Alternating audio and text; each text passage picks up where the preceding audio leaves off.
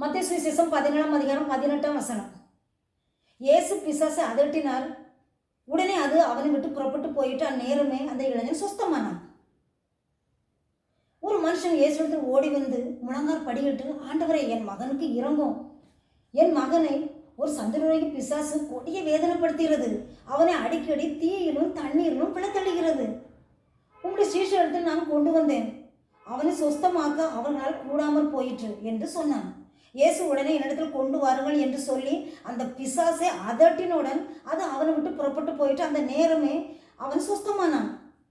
இயேசு தனியே இருக்கும்போது சீஷர்கள் அவனிடத்தில் வந்து, ஏன் இந்த பிசாசை எங்களால் துரத்த முடியவில்லை என்று கேட்கும்போது இயேசு சொன்ன பதிலை பார்த்தார்.